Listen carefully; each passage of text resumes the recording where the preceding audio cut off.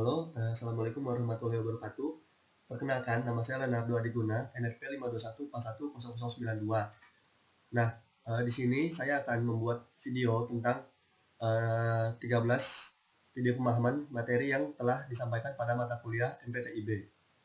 Nah, 13 video tersebut merupakan 3 video tentang materi manajemen secara luas dan 10 video pemahaman materi tentang knowledge area yang terdapat dalam PMBOK. Nah, video ini yaitu tentang pengantar manajemen proyek. Nah, di sini dengan judul Mengapa Kita Belajar MPTI dari Leonardo Adiguna, NRP 521410092 dari jurusan Sistem Informasi kelas MPTIB dan dari Institut Teknologi 10 November.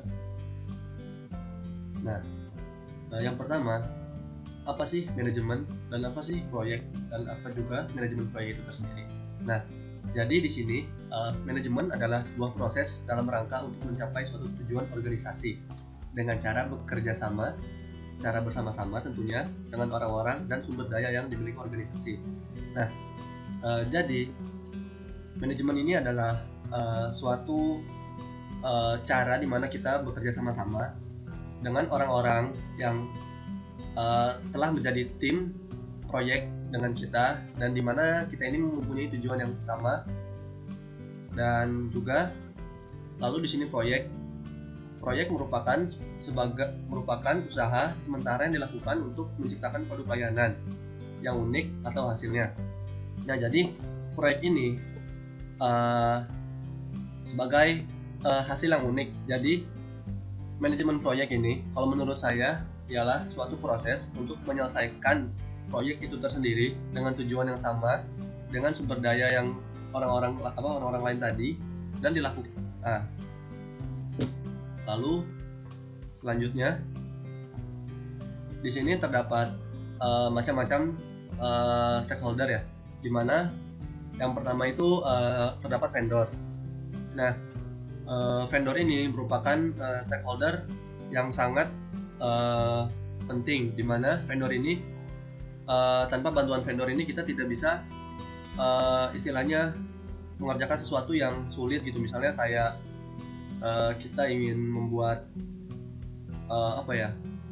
misalnya kita ingin membuat software. Nah, bisa saja vendor tersebut kita ambil dari software house atau semacamnya.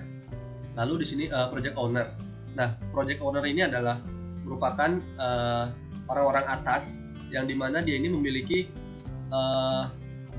tujuan di mana yang misalnya dalam suatu perusahaan dia ini dicontohkan sebagai CEO atau lainnya, atau istilahnya bagian eksekutif, di mana dia ini melihat proyek itu dalam jangka panjang. Dan di sini terdapat project staff. Project staff ini merupakan sumber daya yang terdapat dalam proyek tersebut. Lalu sponsor.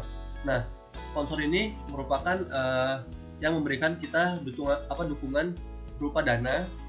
Lalu di sini terdapat project manager, di mana project manager ini ialah merupakan kalau dalam perusahaan dia itu sebagai manajer, di mana pada bagian eksekutif tadi dia telah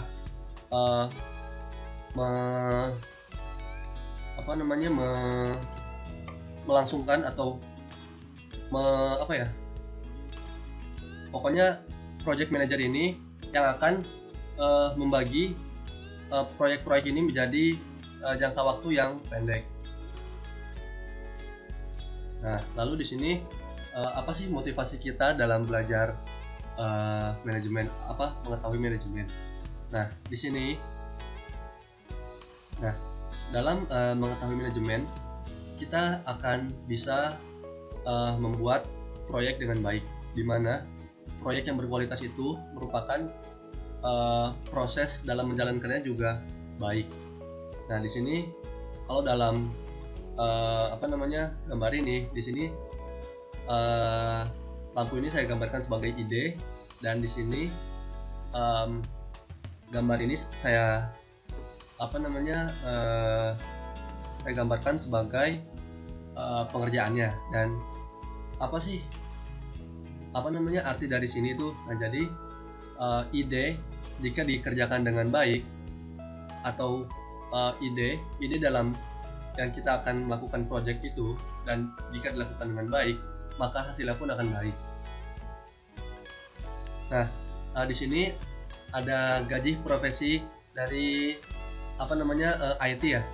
Dan di sini kalau kita lihat project konsultan itu gajinya itu di antara 1.200.000 sampai 40.150.000. Nah, dengan begitu gaji project konsultan ini sangat menggiurkan. Dan jika dilihat dengan gaji-gaji lainnya, yaitu seperti software arsitek, di sini dia hanya dalam jangka 2 juta sampai 15 juta. Lalu selanjutnya, nah, dengan begitu motivasi dalam belajar manajemen ini, jika kita mengerjakan proyek dan hasilnya akan sukses, maka kita akan mendapatkan kesenangan tersendiri, atau istilahnya kebanggaan tersendiri.